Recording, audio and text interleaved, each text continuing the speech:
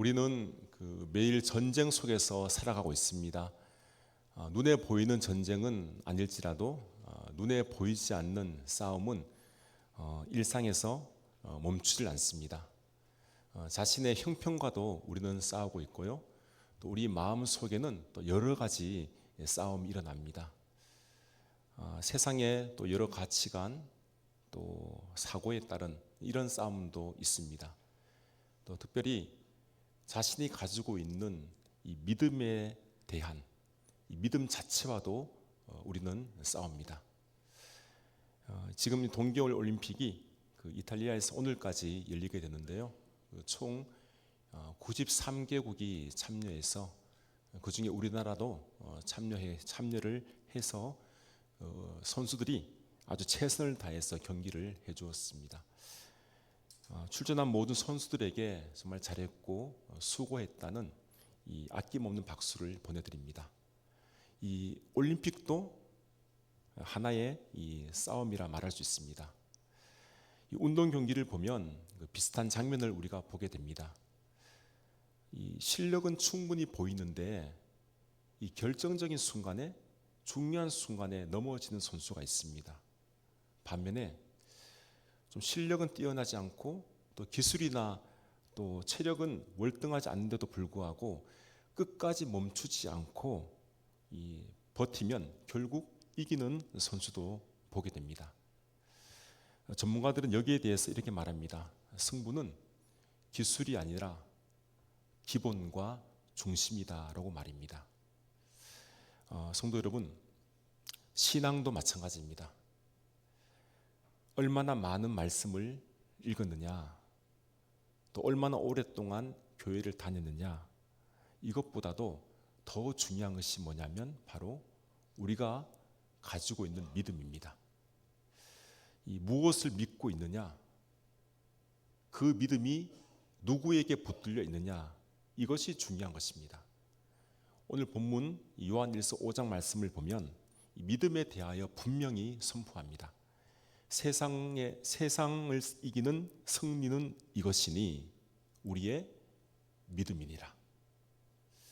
그렇다면 오늘 본문 성경이 말씀하고 있는 세상을 이기는 믿음이 무엇인지를 우리 함께 말씀을 살펴보므로 은혜를 나누고자 합니다. 먼저 세상을 이기는 믿음의 출발은 예수 그리스도를 믿는 믿음입니다. 본문 1절 말씀합니다. 예수께서 그리스도이심을 믿는 자마다 하나님께로부터 난 자니. 여기서 이 믿는다라는 이 말은 헬라어로 피스티오라고 합니다. 이 피스티오라는 것은 단순히 머리로만 지식으로만 아는 것이 아니라 그 말이 맞다라고 인정하는 수준에만 머물러 있는 것이 아니라 내 모든 삶을 전적으로 신뢰하고 의지하는 것, 이것이 바로 믿는다라는 겁니다. 즉 예수님을 믿는다는 것은 예수님께서 역사적으로 존재했던 한 사람으로서 그분이 행한 모든 일들을 내가 아는 것으로만 믿는 것이 아니라 내 모든 죄를 짊어지시고 나를 구속하신 나의 구주가 되심을 믿는 것이 바로 믿음이란 이야기입니다. 성도 여러분, 믿음은 정보의 문제가 아닙니다. 내가 얼마나 알고 있느냐, 모르고 있느냐, 이것이 아닙니다. 내가 아는 것만으로 믿는다고는 말할 수는 없습니다. 믿음은 관계 문제입니다. 실제로 관계 속에서 믿음이 생겨나게 되고 믿음이 자라게 됩니다. 이스라엘 백성들을 한번 보십시오. 하나님께서 이스라엘 백성들에게 나타나셨습니다. 이 백성들은 하나님을 직접 보았습니다. 시내산에 강림하신 그 하나님께서 백성들에게 말씀을 선포하셨습니다. 그들이 배가 고프면 이 만나를 먹이시고 메추라기를 먹여주셨습니다. 또한 선지자들을 보내어서 하나님의 말씀을 듣게 하셨습니다. 필요한 것이 있다면 하나님은 모든 것을 공급해 주셨습니다. 이스라엘 백성들은 이로 말미암아 하나님과 직접적인 관계를 가진 것입니다. 그들이 그 관계를 잘 이어나가면 그들은 믿음의 백성들이 되는 것이고, 그 관계가 어그러지게 되면 그 믿음은 점점 사라지게 되는 것입니다. 여러분, 믿음은 이처럼 하나님과의 관계가 어떠하냐, 여기에 달려 있습니다. 저와 여러분들은 하나님과의 관계가 어떠하십니까? 오늘날 하나님께서 우리의 믿음을 보실 때는 다른 것을 보시는 것이 아닙니다. 예수님을 믿는 믿음, 특별히 예수께서 그리스도이심을 믿는 그 믿음을 보시는 겁니다. 이것이 바로 하나님과의 관계에서 가장 중요한 것입니다. 예수께서 그리스도이심을 믿는 자마다 하나님께로부터 난 자라고 말씀하고 있습니다. 이 난 자라는 표현은 시제로 말하면 현재 완료입니다. 우리나라 말에는 이 과거, 현재, 미래 이런 형식만 있지만 영어에는 그 현재 완료가 있습니다. 이 현재 완료라는 것은 뭐냐면 과거에 있는 그 어떤 사실이 현재까지, 지금까지 계속해서 이어지는 것이 바로 이 현재 완료입니다. 가령 학생들이 지금 공부를 하고 있는데 그 공부가 과거에서부터 지금까지 계속해서 공부를 하고 있는 것, 이것이 바로 현재 완료인 것입니다. 이 난자라는 이 단어는 신학적으로도 매우 중요합니다. 하나님께로부터 난 자, 그가 누구이겠습니까? 바로 예수님을 그리스도로 믿는 사람들, 저와 여러분이 바로 하나님께로부터 난 자입니다. 바로 하나님의 자녀들이죠. 그래서 하나님의 자녀들은 예수께서 그리스도이심을 처음부터 지금까지 계속해서 믿는 겁니다. 내가 과거에만 믿었던 것도 아니고요, 지금만 믿는 것도 아니고 현재 완료입니다. 앞으로도 계속해서 믿어야 되는 것입니다. 그렇다면 과연 이 그리스도가 어떤 의미인가? 예수께서 그리스도이심을 믿어야 되는데 이 그리스도 무슨 말인가? 이 그리스도는 이 구약에서 말하면 우리가 잘 아는 메시아입니다. 이 하나님께서 이 공식적으로 세우신 그 사람, 그가 바로 그리스도 메시아입니다. 그래서 이 그리스도라는 이 단어의 뜻이 뭐냐면 기름 부음을 받은 자예요. 기름 부음을 받은 자. 성경에서는 기름 붓는다는 것이 굉장히 중요한 사건입니다. 왜냐하면 하나님께서 그 사람을 세우신다는 의미입니다. 이 구약에서 이 기름 부음을 받은 세 직분이 있습니다. 먼저는 왕입니다. 왕을 세울 때는 이 기름 부어서 세웠습니다. 이 기름 부음을 받았다는 것은 뭐냐면 이 왕이 백성들을 다스리기 위해서 백성들에게 평안하고 공의로운 나라를 만들기 위해서 그 왕을 세웠다라는 의미입니다. 사울 왕처럼 다윗 왕처럼 이스라엘의 모든 왕들은 다 기름을 부어서 세웠습니다.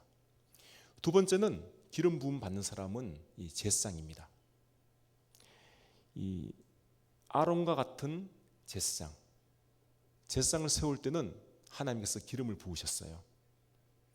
이 하나님과 백성들 사이에 이 중재 역할을 하는 사람이 바로 제사장입니다. 인간은 죄인이기 때문에 하나님께로 갈 수가 없습니다.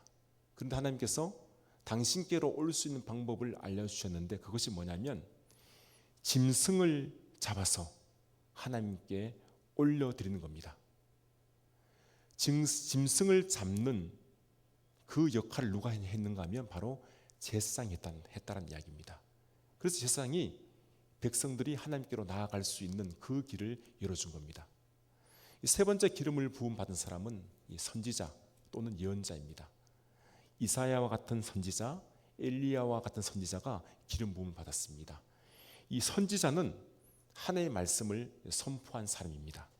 백성들이 하나님의 말씀대로 살아가는 것이 복을 받는 비결이었기 때문에 하나님께서 이 선자를 기름을 부어서 세우신 것입니다.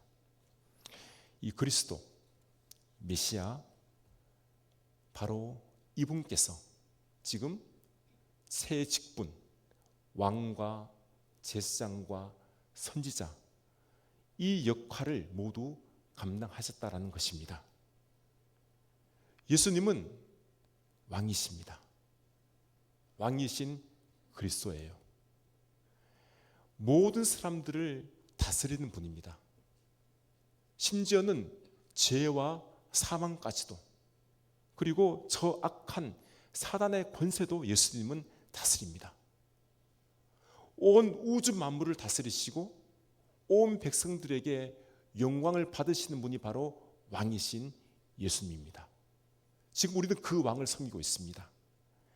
가장 힘이 있고 능력이 있는 왕 대신 예수 그리스도. 그래서 마태복음에서는 하늘과 땅의 모든 권세를 하나님께서 왕 대신 예수 그리스도에게 주셨다라고 말씀을 하고 있는 겁니다. 저와 여러분은 지금 왕을 모시고 있습니다. 왕을 섬기는 자들입니다. 예수님은 제사장이신 그리스도이십니다. 이제는 더 이상 짐승의 피를 흘릴 필요가 없습니다. 왜냐하면 예수님께서 단번 속죄로 말미암아 모든 죄를 다 사하셨기 때문입니다. 우리가 가지고 있는 모든 죄, 세상이 갖고 있는 이 모든 죄를 예수님께서 다 없애주셨기 때문에 우리가 하나님께로 나아갈 수 있는 겁니다. 하나님과 우리를 화해시키기 위해서, 그 관계를 회복시키기 위해서 만유의 제사장 되신 예수 그리스도, 그분께서 우리의 제사장이 되신 것입니다. 그래서 우리는 하나님께로 갈 수 있고 하나님도 우리에게로 올 수 있는 것입니다. 예수님은 선지자이신 그리스도이십니다. 하나님의 뜻을 가장 완전하게, 완벽하게 계시하시는 분이십니다. 왜냐하면 예수님께서 바로 그 말씀 자체가 되시는 분이세요. 요한복음 1장 14절 이렇게 말씀합니다. 말씀이 육신이 되어 우리 가운데 거하심에 우리가 그의 영광을 보니 아버지의 독생자의 영광이요 은혜와 진리가 충만하더라. 말씀이 육신이 되어 거하셨다. 예수님께서 말씀이시기 때문에 그분이 바로 성육신 되신 것입니다. 그 말씀이 바로 우리에게 오셨다라는 말씀입니다. 여러분, 초대교회에서는 이 성도들이 모일 때마다 이 고백을 했습니다. 예수는 그리스도시다. 예수님은 그리스도이십니다. 이 고백은 초대교회에서 가장 중요하고 핵심적인 신앙의 고백입니다. 예수님만이 참 왕이 되시고, 예수님만이 우리의 구원자가 되시고, 예수님만이 하나님 뜻을 완전하게 드러내시는 분이시라는 사실을 초대교회 성도들은 전인격적으로 그분을 고백했다는 이야기입니다. 여러분, 그래서 우리도 예수님을 우리의 삶, 전인격적인 삶을 통해서 고백을 해야 됩니다. 본문 1절은 이렇게 말씀하고 있습니다. 예수께서 그리스도이심을 믿는 자마다 하나님께로부터 난 자니.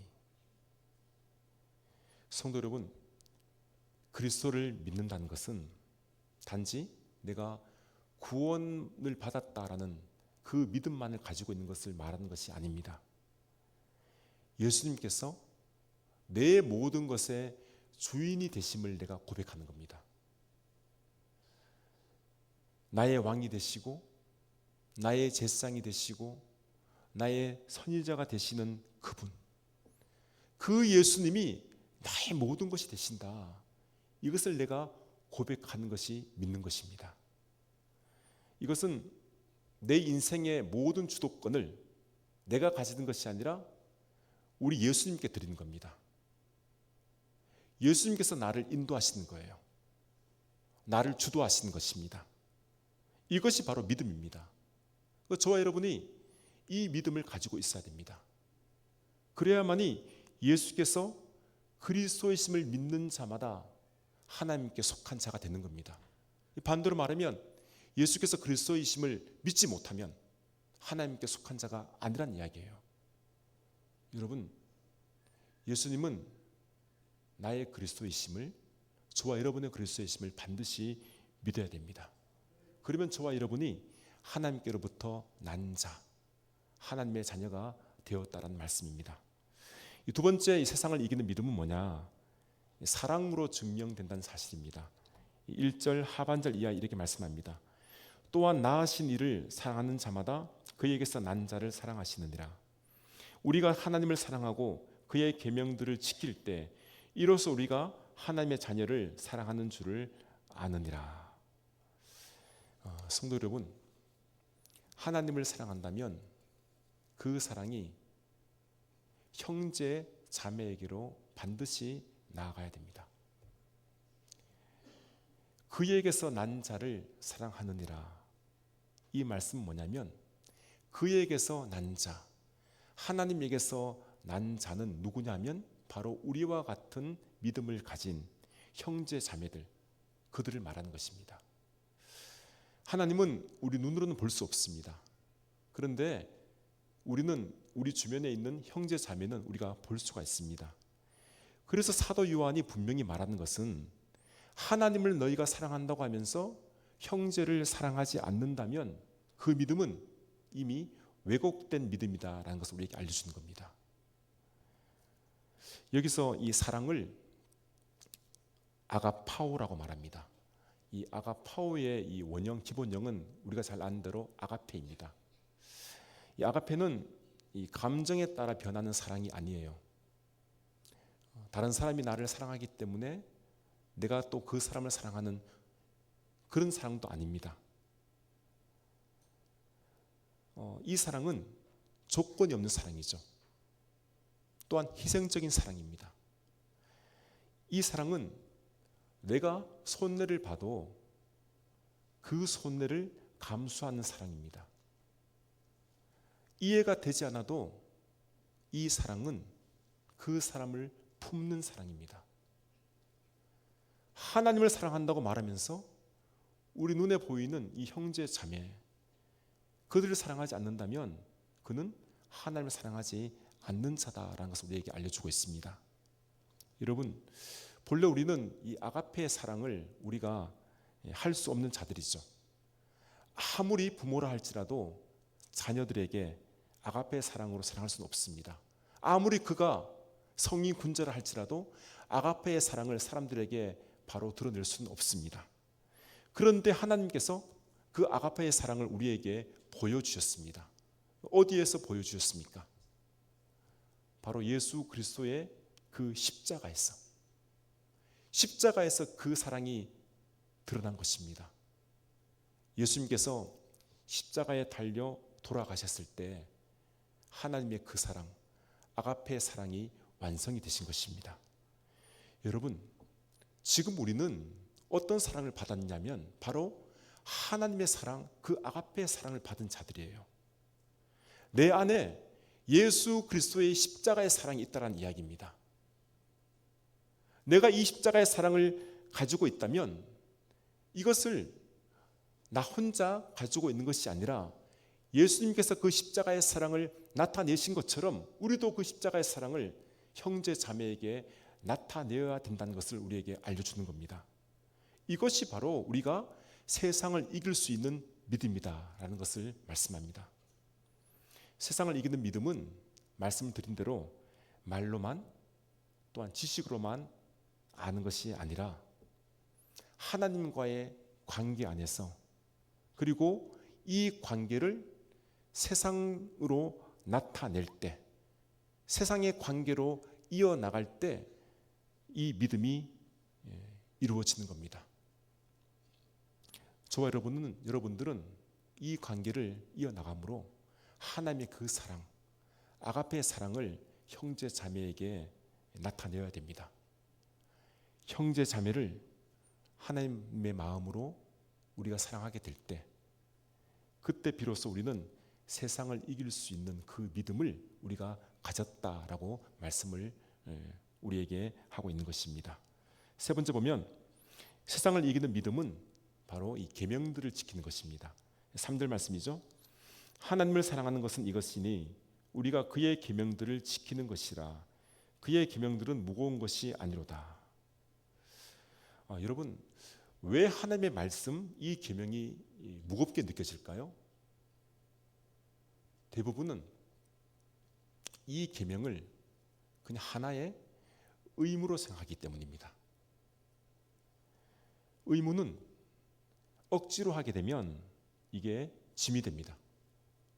하지만 그 의무를 내가 억지로가 아니라 그냥 자연스럽게 저절로 하게 되면 짐이 되지 않습니다.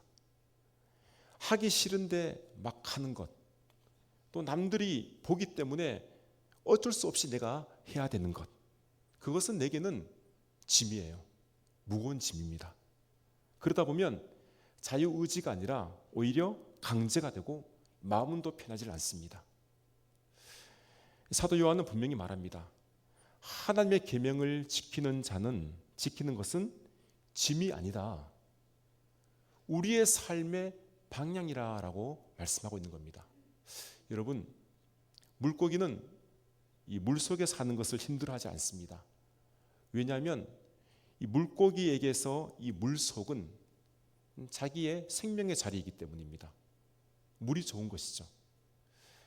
마찬가지로 하나님의 자녀가 계명을 지키는 것은 생명을 이어가는 나의 삶의 자리인 것입니다. 계명을 지킨다는 것은 억지로 하는 고행이 아닙니다. 하나님의 자녀라면 그냥 당연히 자연스러운 삶의 방향이 되어야 됩니다.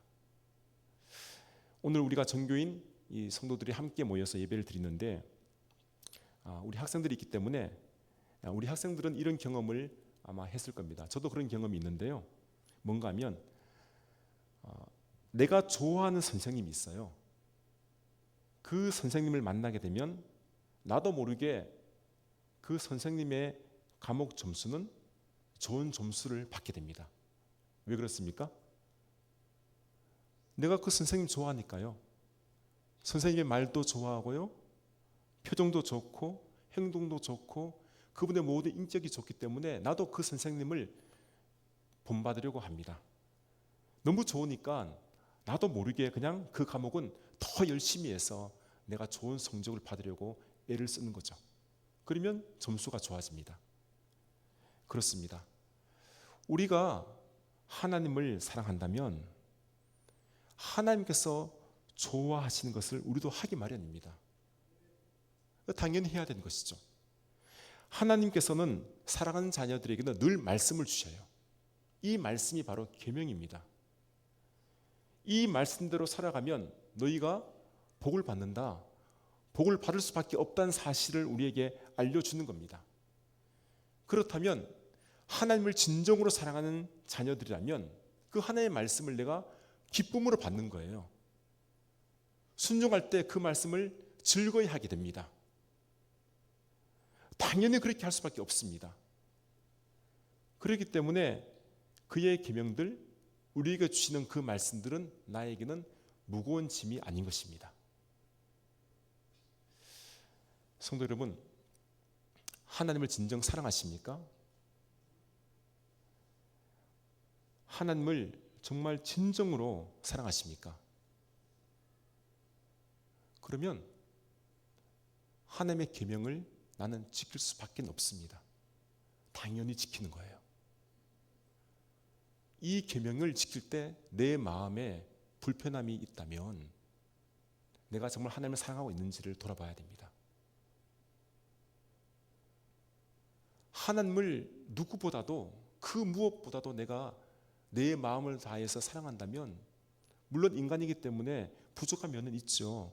말씀대로 살아가지 못한 것도 있습니다. 하지만 내가 하나님의 계명을 내가 지켜야겠다, 순종해야겠다는 마음이 저절로 나오게 되는 것이죠.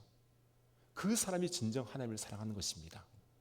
그러면 하나님의 계명은 나에게 짐이 되지 않습니다. 오히려 나에게는 기쁨이 되고 복이 되는 것입니다.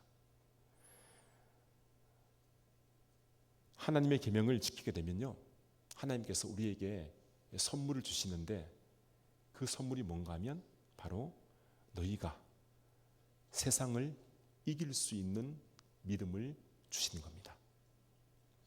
4절은 이렇게 말씀합니다. 무릇 하나님께로부터 난 자마다 세상을 이기느니라. 세상을 이기는 승리는 이것이니 우리의 믿음이니라. 지금 사도 요한이 말하고 있는 이 세상은 어떤 세상이냐면 하나님을 모르는 세상이에요. 이 헬라어로는 코스모스라고 하는데요, 이 코스모스는 하나님 없이도 내가 충분히 살아갈 수 있다는 세상입니다. 나 중심의 세상, 물질 중심의 세상, 성공 중심의 세상, 이 세상이 바로 코스모스입니다. 이 세상은 끊임없이 하나님의 자녀들도 유혹합니다. 너 자신만 잘하면 된다. 네가 세상에서 성공하는 것이 가장 중요하다. 하나님 없이도 너는 충분히 잘할 수 있다. 이렇게 세상은 우리를 유혹합니다. 이런 세상을 우리가 살아가는데 어떻게 이 세상을 우리가 이길 수 있겠습니까? 세상을 이길 수 있는 그 비결이 무엇입니까? 그것이 바로 믿음이란 이야기예요. 여러분, 지금 이 세상은 마귀가 지배하고 있습니다. 사단이 자신의 권세로 이 세상을 다스리고 있어요. 마귀는 늘 사람들을 거짓말로 유혹해서 자신의 사람으로 만들려고 합니다. 이런 세상에 바로 저와 여러분, 하나님의 자녀들이 살고 있습니다. 그런데 아주 놀라운 사실은 뭐냐면 하나님의 자녀들은 이 마귀를 이겼다라는 것입니다. 이길 수 있다가 아니라 이미 승리했다라는 말이에요. 어떻게 이런 일이 있을 수 있겠습니까? 여러분, 우리가 이 악한 마귀를 이길 수 있는 능력이 있습니까? 우리에게는 그런 힘이 없어요. 그런 능력이 없습니다. 우리가 이 세상을 이기고 마귀를 이기는 것은 우리의 존재가 이미 하나님께 속해 있기 때문입니다. 예수님께서는 이미 사단의 권세를 이기신 분이에요. 이 세상을 이기신 분이십니다. 지금 우리가 그분 안에 참여해 있기 때문에 우리도 이 세상을, 이 마귀를 이긴 자라는 말씀입니다. 여러분, 마귀가 지금 이런 존재란 사실을 우리가 알아야 됩니다. 그의 존재는 뿌리가 없는 식물이나 나무와 같습니다. 나무나 식물이 뿌리가 없으면 어떻게 됩니까? 뿌리가 잘리게 되면 오래 가지를 못하지요. 그렇습니다. 마귀는 지금 세상에서 그냥 몸부림치고 있는 거예요. 자신의 생명이 닿은 줄 알고 있습니다. 이미 우리는 이 사단의, 이 마귀에게 이긴 자들이에요. 그것을 믿어야 됩니다. 이것이 믿음이죠. 왜냐하면 우리가 하나님께 속해 있기 때문입니다. 성도 여러분, 세상을 이기는 믿음의 핵심은 바로 예수 그리스도, 예수 그리스도를 믿는 거예요. 그럼 마지막 5절에서 말씀하고 있지 않습니까? 예수께서 하나님의 아들이심을 믿는 자가 아니면 세상을 이기는 자가 누구냐? 결국 사도 요한이 우리에게 말씀하고 있는 것은 예수 그리스도를 하나님의 아들로 믿는 그 믿음만이 세상을 이길 수 있다는 사실입니다. 예수님은 이미 우리의 모든 죄를 이기셨고 죽음을 이기셨고 세상을 이기신 분이십니다. 성도 여러분, 오늘 우리는 말씀 앞에서 나는 세상에 속한 자인가 아니면 세상을 이기는 믿음을 가지고 있는 자인가를 자신에게 물어보아야 됩니다. 저와 여러분은 반드시 세상을 이기는 그 믿음이 있어야 합니다. 예수님을 그리스도로 믿는 그 믿음만이 하나님의 자녀로 하나님의 사랑을 갖고 그 사랑을 세상 속에서 나타내며 나아가서 세상의 그 어떤 것 앞에서도 절대로 흔들리지 않고 미혹되지 않는다는 사실을 우리가 꼭 알 수 있기를 바랍니다. 저와 여러분에게 세상을 이길 수 있는 그 믿음을 하나님 우리에게 주셨습니다. 그 믿음 가지고 이 한 주도 세상을 승리하는 저와 여러분 될 수 있기를 주님의 이름으로 기원합니다.